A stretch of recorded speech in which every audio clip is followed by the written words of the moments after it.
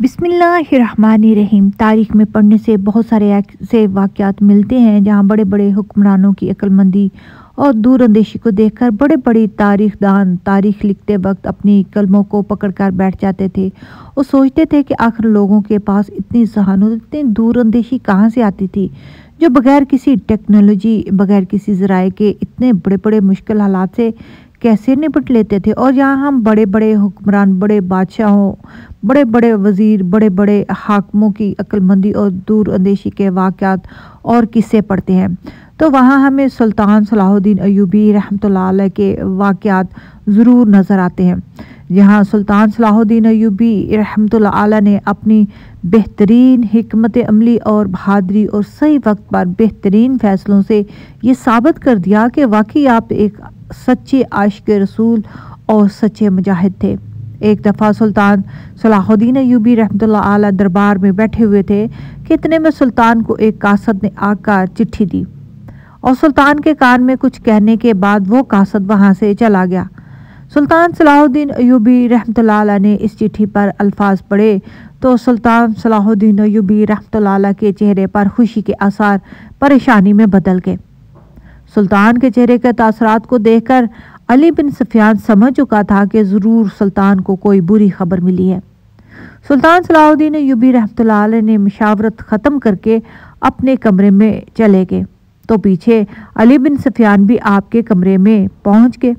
سلطان سے عرض کرنے لگا کہ سلطان موسم ایسی کیا خبر آئی ہے جس نے آپ کے چہرے کے تاثرات کو ہی بدل دیا؟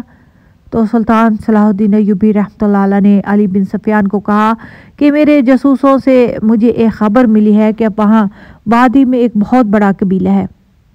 اور اس قبیلے کا سردار ہے چھوٹے چھوٹے قبائلوں پر اپنی سپاہیوں سے حملہ کرواتا ہے اور وہ ان قبائل کو یرغمال بنا کر ان کی عورتوں اور مردوں کو الگ الگ جگہ پر ننگا کر کے قید کر لیتا ہے۔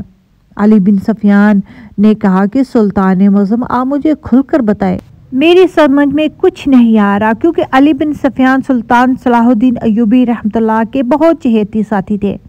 لہٰذا سلطان نے فرمایا کہ خبر کے مطابق اس ظالم سفاک سردار نے اپنے قبیلے کے ساتھ ہی 2 بڑی بڑی حویلیاں بنوائی ہوئی ہیں۔ ان حویلیوں میں وہ جن قبائل پر حملہ کرتا ہے ان کی مردوں اور عورتوں کو ننگا کر کے ایک حویلی میں ان ننگے مردوں کو چھوڑ دیتا ہے اور دوسری حویلی میں ننگی عورتوں کو چھوڑ دیتا ہے، اور اس حویلی کے اوپر کوئی چھت موجود نہیں۔ وہ اتنا ظالم اور سفاک انسان ہے کہ اگر سردی کی شدت سے کوئی مرد یا عورت اپنے ہاتھوں سے اپنے جسم یا اپنی شرمگاہوں کو چھپائے تو ان کے اوپر کھڑے سپاہی ان کو پتھر مارتے ہیں۔ ان کو خوراک میں ریت ملا کر خوراک دی جاتی ہے اور پانی پینے کو ایک کٹورا جو کہ گندا پانی ان کو دیا جاتا ہے۔ یہ سب سن کر علی بن سفیان نے کہا سلطان معظم آخر وہ ظالم سفاک سردار ایسا کیوں کرتا ہے؟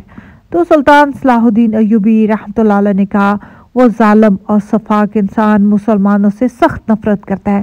تو علی بن سفیان نے کہا حضور وہ آخر ایک چھوٹے سے قبیلے کا سردار اتنا طاقتور اور مضبوط کیسے بن گیا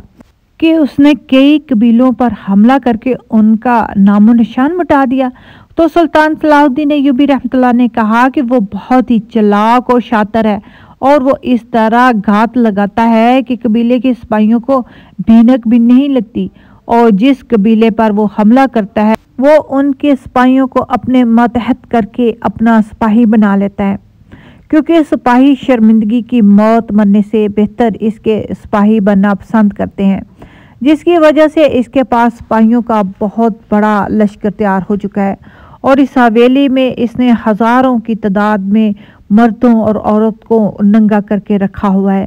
یہ بات سلطان صلاح الدین ایوبی رحمۃ اللہ علیہ نے سنی تو آپ بڑا پریشان ہو گئے اور علی بن سفیان کو کہا کہ میں قسم کھاتا ہوں کہ جب تک میں ان معصوم اور مظلوم عورتوں اور مردوں کو اس ظالم سردار سے آزاد نہیں کروا لیتا اس وقت تک میں چین سے نہیں بیٹھوں گا۔ علی بن سفیان نے سلطان سے کہا حضور ہم اس کے اتنے بڑے لشکر سے کیسے جنگ کریں گے؟ تو سلطان نے کہا کہ میں اس ظالم سردار کو اسی ہی کی چال میں پھنسا کے کتے کی موت ماروں گا اور کسی مظلوم کو ایک خراش بھی نہیں آنے دوں گا۔ صبح ہوئی تو سلطان صلاح الدین ایوبی رحمۃ اللہ علیہ نے علی بن سفیان کو فرمایا کہ اس قبیلے پہ حملہ کرنے سے پہلے مجھے 2-3 دن میں چند اہم امور نپٹانے ہیں۔ وہ چند اہم امور نپٹا کر ہم ایک ایسی حکمت عملی تیار کریں گے جس سے ہم اس سردار پر حملہ کر کے اس کے قبیلے کو آگ لگا دیں گے،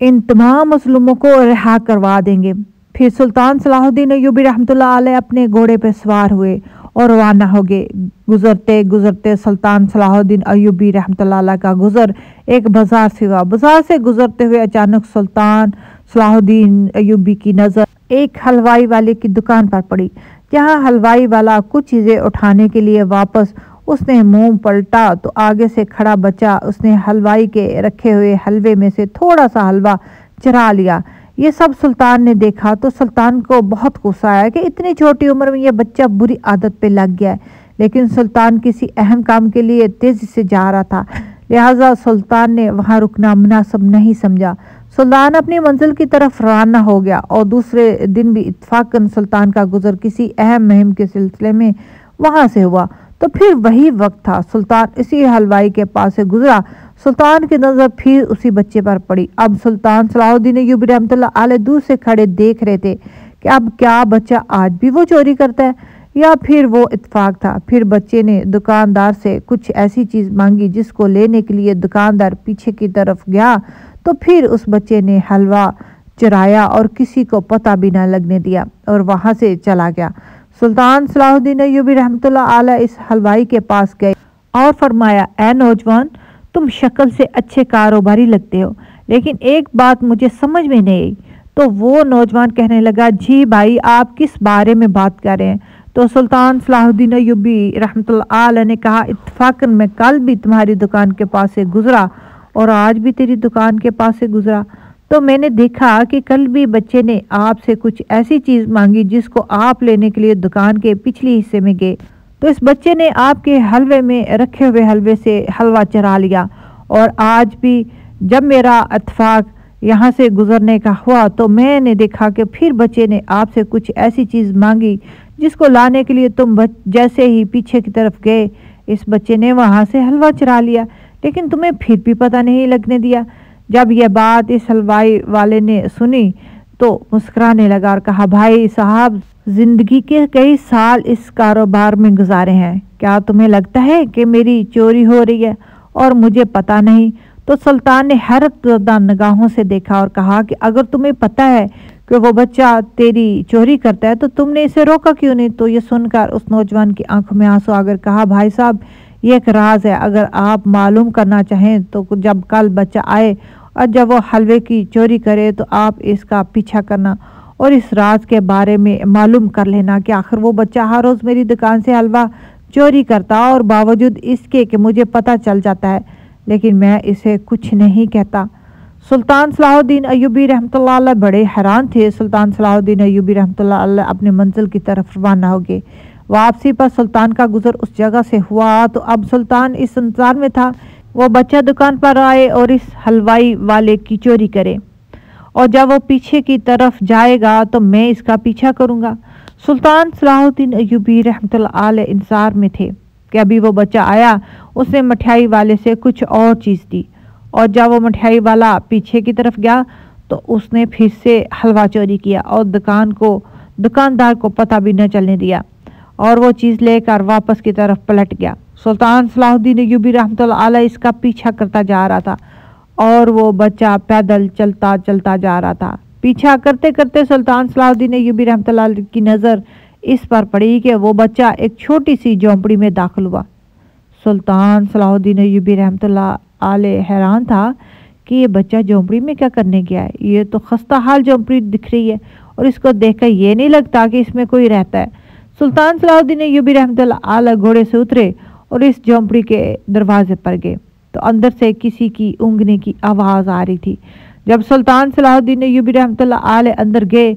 تو ایک بوڑھی عورت جس کی نظر بہت کمزور تھی اور بڑی مشکلوں سے وہ حلوہ کھا رہی تھی۔ سلطان صلاح الدین ایوبی رحمۃ اللہ علیہ نے جب اس کو دیکھا تو اس کے منہ میں ایک بھی دانت نہیں تھا، اور جب سلطان نے پیچھے خیال دوڑایا تو پھر سلطان کی سمجھ میں آ گیا کہ اتنا چھوٹا سا بچہ کہ جب چوری کرتا ہے تو نہ ہی اپنے ماں کے لیے اور نہ ہی اپنے باپ کے لیے اور نہ ہی بہن بھائیوں کے لیے اور نہ ہی اپنے لیے، بلکہ ایک بوڑھی عورت جو کہ اس کی کچھ نہیں لگتی اس کے لیے چوری کرتا ہے، اور اس بوڑھی عورت کو حلوہ دے کر اپنا سامان لے کر گھر کی طرف چلا جاتا ہے۔ معلوم کرنے پہ پتہ چلا کہ اس بچے کے ماں باپ بہت کنجوس اور سخت ہیں، لہٰذا وہ اپنے پیسوں سے بھی اس بوڑھی عورت کو کچھ نہیں کھلاتا، اس لیے مجبوری میں اگر وہ اس حلوائی والے کی چوری کرتا ہے اور جا کر اس بوڑھی عورت کو کھلاتا ہے۔ اب سلطان صلاح الدین ایوبی رحمۃ اللہ علیہ اس دکان والے کے پاس گئے اور اسے انعام میں 100 سونے کے سکے دیے اور پھر اور سکے دیے اور کہا، اب سے اس بچے کو چوری کرنے کی ضرورت نہیں، تم اپنے ہاتھوں سے اس بوڑھی عورت کے لیے کھانے کا بندوبست کر کے اس بچے کو دو، اور وہ بچہ اس کو جا کر کھلائے گا تاکہ اس کے دل میں ابھی سے یہ نہ ہو کہ وہ غلط کام کر کے نیکی کر رہا ہے۔ اور اس کے بعد سلطان صلاح الدین ایوبی رحمۃ اللہ علیہ 3 دن کے سفر کے بعد اپنے محل کی طرف لوٹا۔ سلطان کے پیچھے جنگ کی تیاریاں مکمل ہو چکی تھیں۔ سلطان صلاح الدین ایوبی رحمۃ اللہ علیہ نے اپنے وزیروں اور علی بن سفیان کو اپنے کمرے میں بلایا اور ایسی حکمت عملی تیار کی کہ جس کے تحت اس قبیلے کے سردار کا بچ کر نکلنا مشکل ہی نہیں بلکہ ناممکن تھا۔ وہ حکمت عملی یہ تھی کہ سلطان صلاح الدین ایوبی رحمۃ اللہ علیہ نے ایک جھوٹا قصد بنا کر اس سردار کی طرف بھیجا اور کہا کہ فلاں قبیلے کا سردار کسی جنگی مہم پہ روانہ ہو گیا ہے، لہٰذا تمہیں اس قبیلے پر حملہ کرنا چاہیے۔ جیسے ہی سردار نے چھوٹے سے قبیلے پر حملہ کرنے کے لیے روانہ ہوا، پیچھے سے سلطان صلاح الدین ایوبی رحمۃ اللہ علیہ نے اس قبیلے پر حملہ کر کے اس کے قبیلے کو آگ لگا دی اور تمام عورتوں اور ننگے مردوں کو رہا کروا لیا۔ رہا کرانے کا طریقہ یہ تھا کہ سلطان صلاح الدین ایوبی رحمۃ اللہ علیہ نے بہت سارے لباس منگوائے اور لباس اس حویلی کی دیواروں کے اوپر پھینک دیے گئے۔ ہر مرد عورت وہ لباس پہن کر باہر آتی ہے۔ سلطان صلاح الدین ایوبی رحمۃ اللہ علیہ نے ان کو سیدھا مصر میں لے گئے اور ان کے رہنے کے لیے بہت سارے خیمے نصب کیے گئے اور ان کے رہنے کا بندوبست بھی کیا گیا، اور ان سارے قبائل کے سپاہیوں، مردوں، عورتوں کا ایک سردار مقرر کیا گیا جو ان کی ضروریات کا خاص خیال رکھتا تھا۔